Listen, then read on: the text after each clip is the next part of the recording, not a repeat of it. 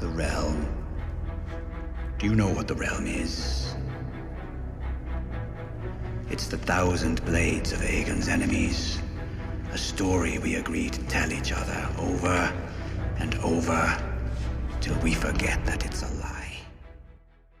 What's up, ladies and gentlemen? Welcome back for another Game of Thrones video. As you all know, I have been writing my own version of Game of Thrones Season 9. These are some things I thought could happen if HBO ever decided to make another season of the show.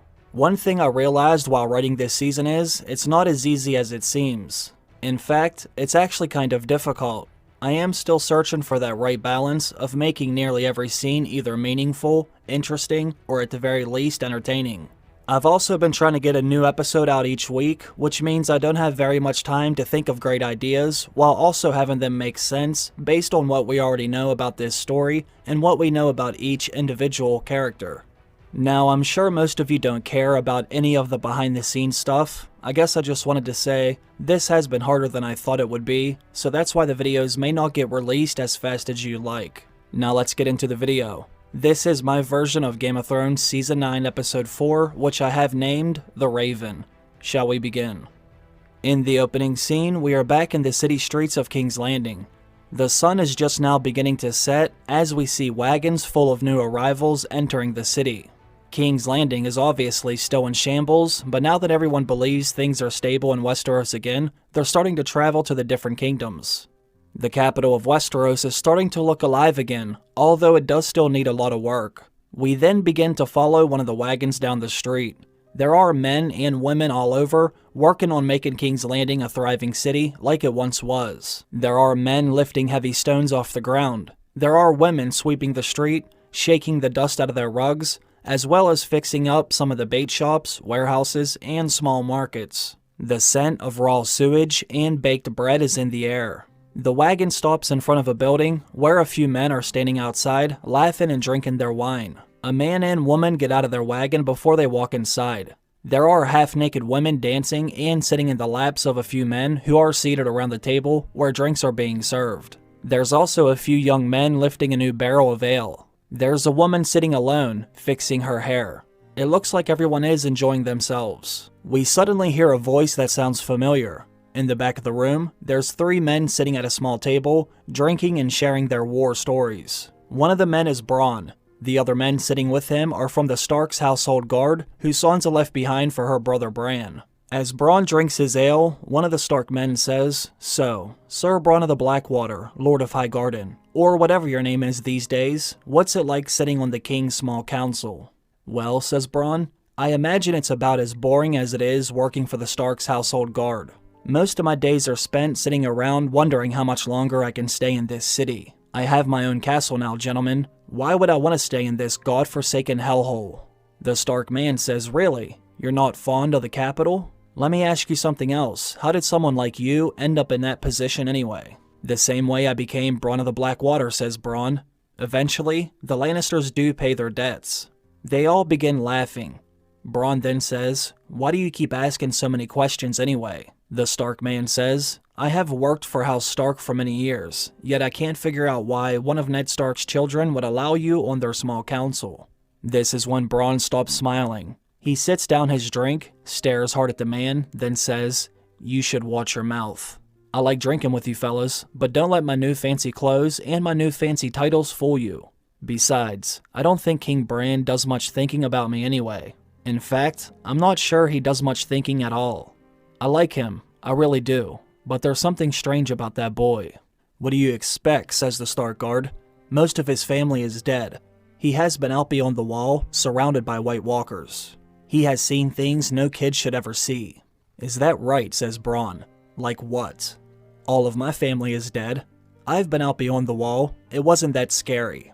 I saw a man die a slow death when I was only 5 years old. What of it?" Bronn finishes his drink, then slams it down. When he stands up, he stumbles a little bit before walking away. He mutters something under his breath right as he reaches the door. After he walks out of the inn, we watch him as he heads back down the street in the direction of the Red Keep. Right before the scene ends, we see a raven land on the wagon that's sitting right out front. In the next scene of this episode, we are back in the north, somewhere near Winterfell, deep beneath the ground. We are following three men as they walk further and further into the darkness, searching for an end. "We should start back," says one of the younger Stark guardsmen. "I don't think this will ever end. We have already been walking down here for several days. If we don't find something soon, we will have to start rationing out the food." The young Stark guardsman looks very nervous, as if he can sense something is down here with them. 6 days they had been walking, north and then northwest and then north again, farther and farther from Winterfell's crypt.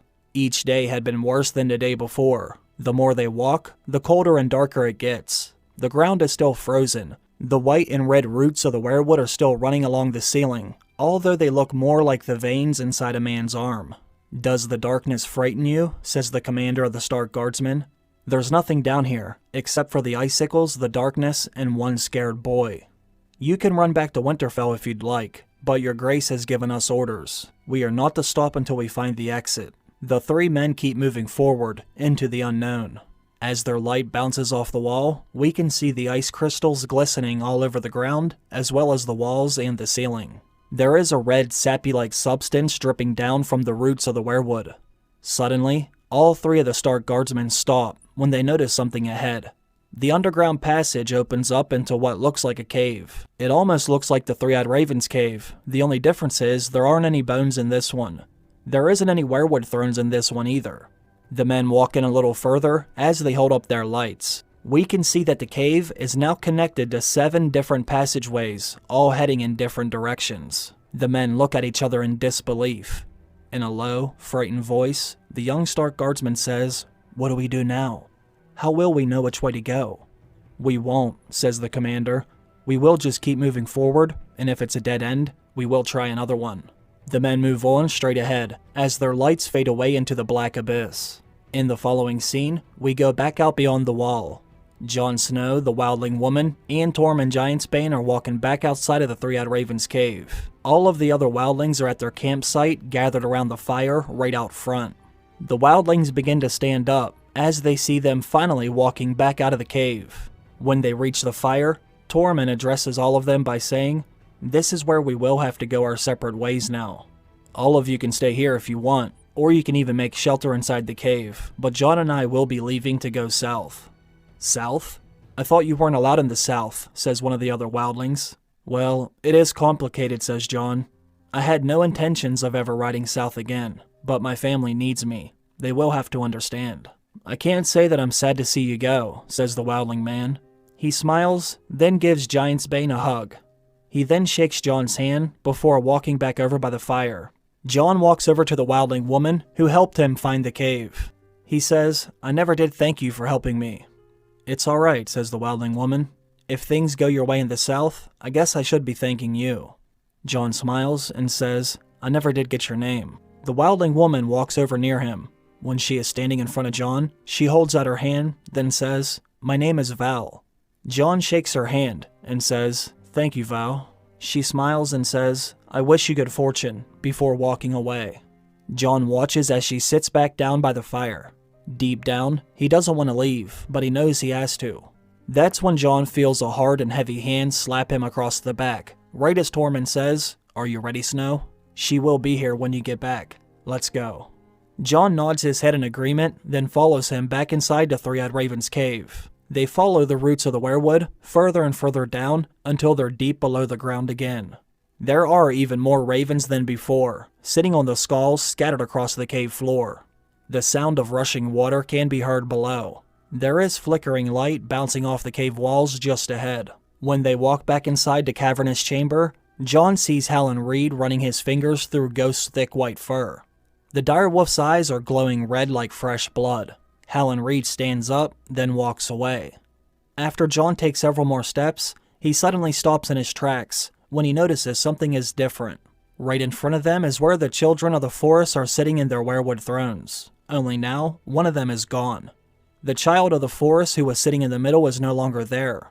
This startles Jon. They look so old and interwoven with the branches, he did not think they could leave, let alone walk. Hallan Reed fades away into the shadows behind the weirwood thrones. Jon looks around the cave, but he doesn't see anyone else there. "Where did he go?" says Jon. "Why would he leave now?" The 2 remaining children of the forest don't say anything at all. They only stare at Jon. Their great golden cat's eyes look as if they're full of wisdom, deeper than the roots of the weirwood that surrounds them. Howland Reed re-emerges from the shadows. He walks over by Jon Snow, looks him right in the eyes, then says, "You will not see him again.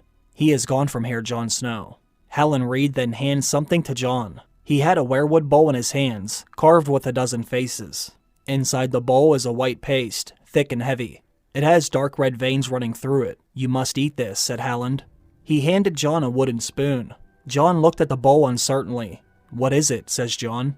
"It's made of weirwood seeds," said one of the children of the forest. Something about the look of it made Jon feel sick. The red veins were only weirwood sap, he thought, but under the light, they looked remarkably like blood. He dipped the spoon down into the substance, then hesitated.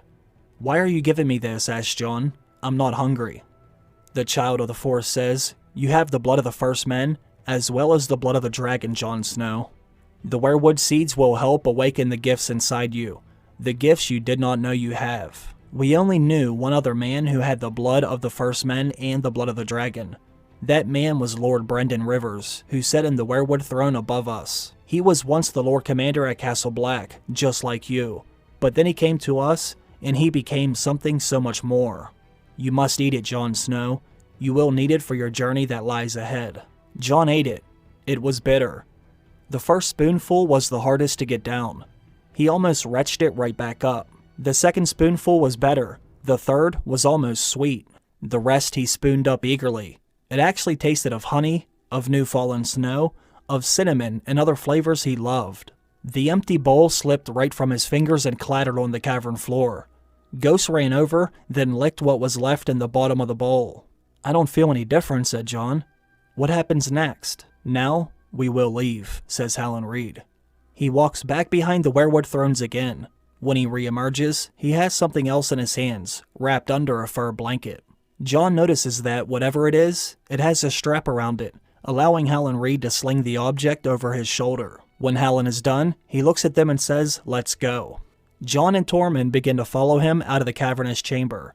Right before they walk out, one of the children of the forest says one last thing. "Do not go back above ground, Jon Snow. Stay in the cave, then follow the roots of the weirwood until you get further south. We do not need horses down here. Our way is faster." Jon is befuddled. He knew the cave went far into the ground, but he did not know it went south. "I will show you the way," says Howland Reed. Ghost runs off in front of them. He moves through the shadows, as if he knows where to go. He moves through the darkness, as if he has been this way before. The scene ends as we watch the men follow behind the direwolf before they begin fading away into the dark abyss. In the following scene, we are back out at sea. The sails of House Stark are high in the sky under the light of the sun. The morning air is hazy from the smoke of the cook fires as a dozen men set down to break their fast beneath the banners of the great house of Winterfell. Arya Stark emerges from below. She walks back out onto the main deck, then takes in a long, deep breath of that sweet morning air. She goes over to where the men are sitting down having their food. Arya grabs a fistful of baked bread before she stood over by the rail and looked out across the sea at some southern lands she has never been. There are several small islands near the horizon. From here, it almost looks beautiful. The deep blue sea was glistening from the sun shining down. It is a gorgeous day, but it looks like there is a storm ahead, just above the small islands that set off in the distance. She stands there for a few moments, looking at all of her surroundings as she nibbles on the food. That's when Arya is interrupted when she hears the sound of a seagull as it lands on the rail of the ship. She breaks off some of her bread, then throws it up into the sky. The seagull leaps off the rail, opens its mouth wide, then snatches the bread out of the sky. Arya smiles, then throws the rest of her bread onto the deck. As she begins walking away, another sound is heard, only this one is from above. When Arya looks up, a raven lands on the enormous sail of the ship. Then it let out another loud shriek. That's when Arya notices there is something different about this raven. She watches as the raven's eyes go from black to white, then back to black again. Arya suddenly has a feeling of dread wash over her. It's as if the raven is looking right through her. Arya slowly walks away until she vanishes below the deck. It's only a few moments later when she re-emerges, only now she has a bow and arrow in her hand. Arya watches the raven as she walks back over by the railing. Its eyes go from black to white, then back to black again. Arya notches one of her arrows, then draws the string back hard. She holds the arrow back, as she also holds her breath. The raven's white eyes are looking right at her, almost as if it's challenging her to let the arrow fly. That's when Arya lets it loose. The arrow slices right through the morning air, but it misses by only a few inches. The raven did not move. Arya grabs another arrow, notches it, then draws it back as far as she can. She looks over at the Stark banner flapping in the wind, waiting only a few seconds for it to be in her favor. The moment she releases the string, the raven takes flight from the sail. Arya watches as her arrow hits nothing but the sky, before falling into the sea below. The raven lets out another loud shriek as it circles above. One of the men who is sitting at the table says, "I'm sorry, my lady, you almost had it." Arya doesn't respond. She walks back across the ship, over to where the captain is standing at his wheel. When he sees that Arya is approaching, he bows his head, then says, "Good morning, my lady. I see you were sharpening your skills at archery. It's not so easy when a ship is rocking back and forth beneath you." Arya says, "Do you know where we are?" The captain smiles and says, "Well, of course, my lady. I would not be a very good captain if I did not." He holds out his finger, motioning in front of him. "Those small group of islands you see in the distance are the stepstones, my lady. Now if you look over here to the west, can you see that speck of land near the horizon?"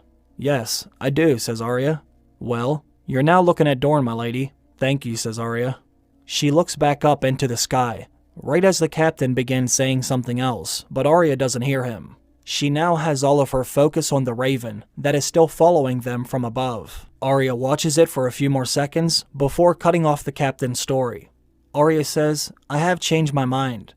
I don't think I will go to King's Landing." Confused, the captain says, "What do you mean, my lady? Where will you have me go instead?" This scene ends right after Arya says, "I must go to Storm's End first." In the next scene, we are back in the north, inside the castle of House Stark.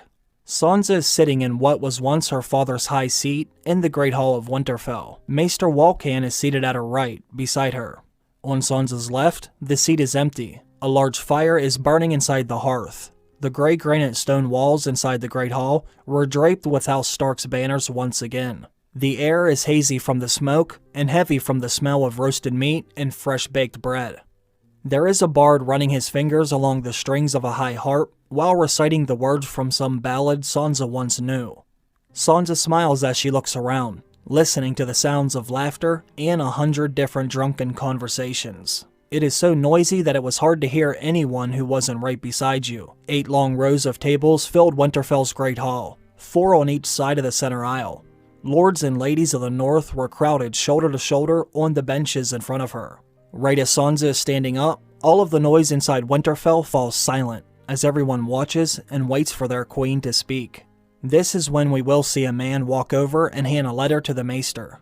Sansa raises her drink in the air, then says, "First, I just want to thank all of you for joining me for this feast. I welcome you all to our fires and offer you meat and mead in honor of our friendship. It honestly warms my heart to see this hall filled with all of the northern uniforms yet again. My father, Arya Stark, always said, a lord needs to dine with his men, if he ever hopes to keep them. Know the men who follow you, and make sure they know you. Don't ask your men to die for a stranger." With that being said, I must apologize, however, because some of you nearly died for Daenerys Targaryen. I want to make it known here and now, the North is independent, like it should have always been. The only time I will ever ask any of you to fight for me is so that we can keep it that way. Everyone begins slamming their cups down against the table as they yell, "Stark, Stark, Stark! Winterfell, Winterfell, Winterfell!" Sansa smiles, and then she raises her drink again, silencing the Great Hall. "My lords and ladies, if you would look beside me, you will see I have left an empty seat.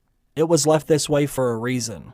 My father always had an extra seat set at his own table, and every day, a different man would join him, so my father could know him, and he could know my father. I am asking each of you to do the same." Sansa then leans over and asks the maester, "What does the letter say? Is it from my brother Bran?" As he shakes his head, the maester says, "No, your grace. I still have not received any word from King's Landing." This makes Sansa very angry. "Then something is wrong," says Sansa.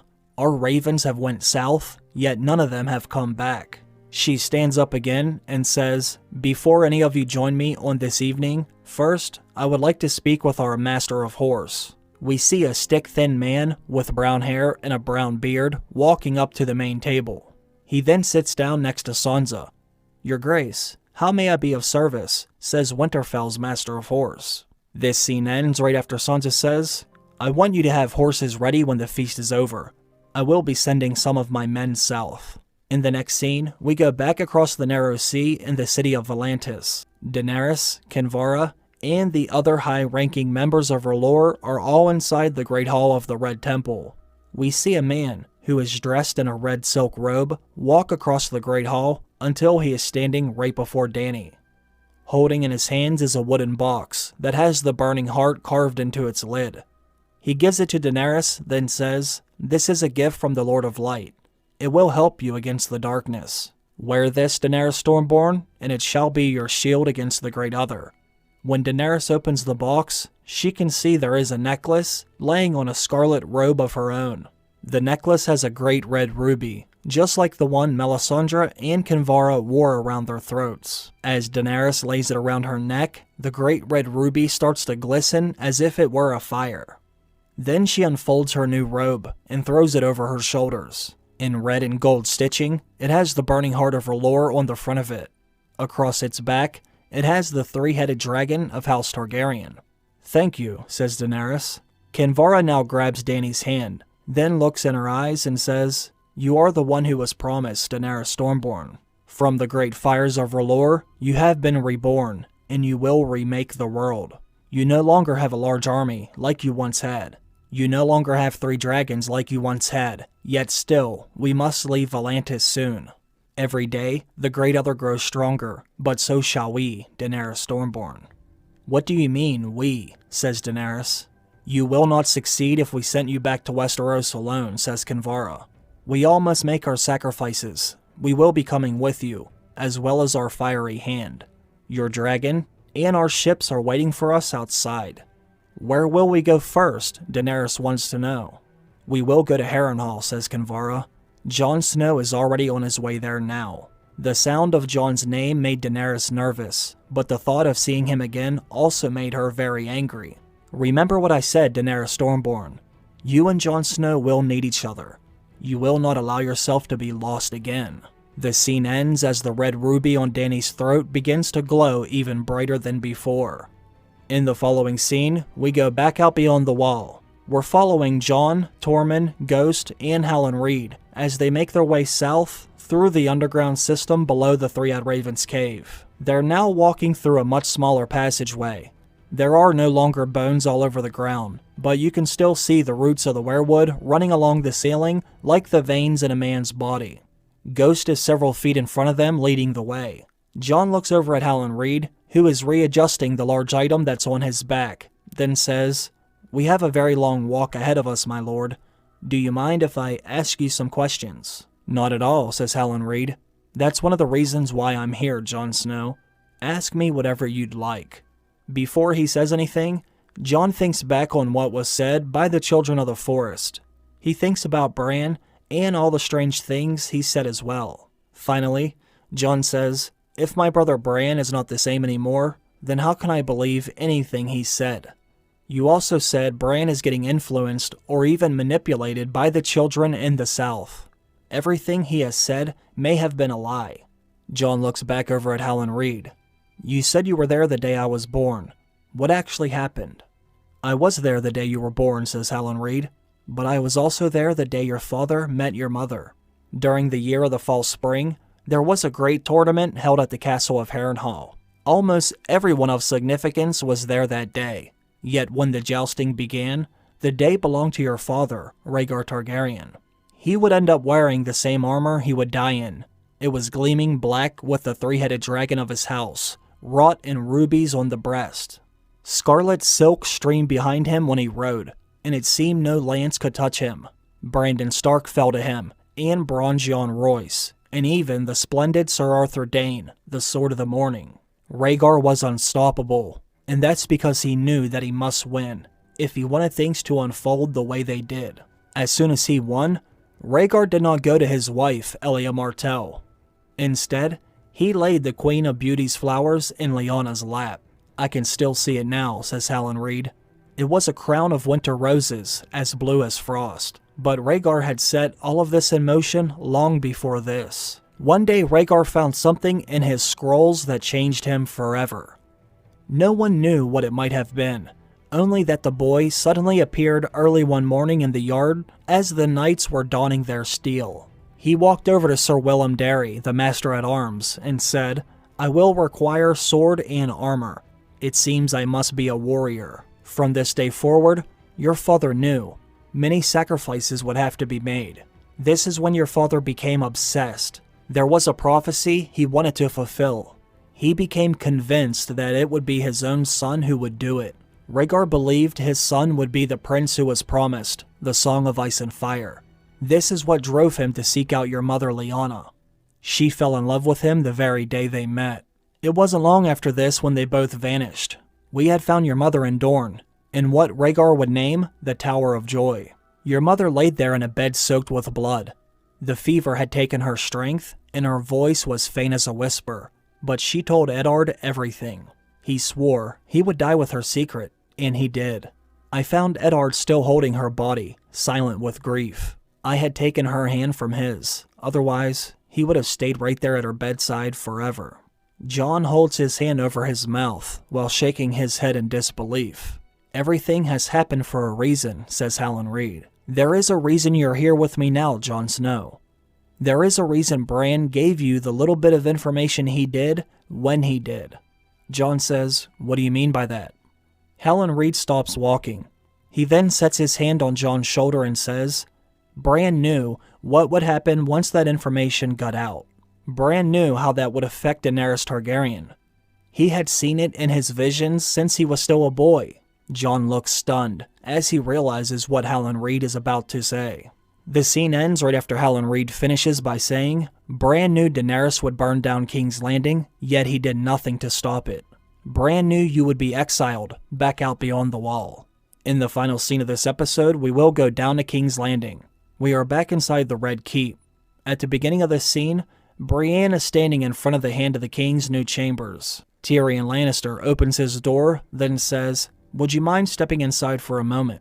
I would like to ask you something before I leave." When Brienne enters the chambers, she says, "How may I be of service, my lord?" He offers her a seat before taking one himself. Brienne sits down as Tyrion says, "Samwell and I recently spoke. He said you were with him when King Bran was displaying some rather odd behavior. I was hoping you could tell me what you thought or how you felt about it before I go speaking with our king." "Well, he was acting a bit different than usual, I suppose," says Brienne. "At first, he would not answer his door, even after I knocked louder and louder, but I thought maybe he just did not hear me. It was what happened inside of his chambers that really struck me as odd. Sam handed him a book about the legends of the Long Night. King Bran just sat there, staring at it, as he ran his fingers over the drawing of some horrible-looking creature that was on the front of it. He looked almost as if he was mesmerized by it. Then out of nowhere, he throws the book into the fire, then says Sam and I were dismissed. Now I know I haven't known him for that long, but I have never seen him act like that before. Our king has seen a lot, and knows a lot. There's no doubt about that," says Tyrion. "He has witnessed all of Westeros' violent history. I know I would not want to experience the effects that would have on someone. Anyways, I want to thank you, Sir Brienne. I am on my way to speak to King Bran now." "I will walk with you," says Brienne.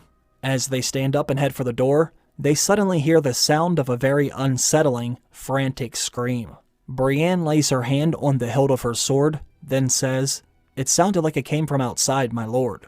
They run across the room, then look out the window. They can see someone standing below the Red Keep, with their hand over their mouth, in shock. Brienne and Tyrion leave his chambers, then rush down the stairs. Sir Davos runs across the hall to join them. "Did you hear that scream?" says Davos. "Yes, it came from outside," says Tyrion. Davos follows them down more stairs, then across the throne room. When they shove open the doors, there is already a crowd gathered around outside. Everyone looks stunned. 100 yards in front of them, there are about 30 people standing around in a circle, all looking down at the ground. There are more standing off to the side, looking up into the sky at the Red Keep. Samwell then emerges from the crowd who is gathered in a circle. He looks like he has been shaken up. All of the color has left his face. As he begins walking over to them, he retches up some of his dinner onto the ground. Brienne, Tyrion, and Davos all look at each other, wondering what's happened. They slowly start walking over by the crowd gathered around.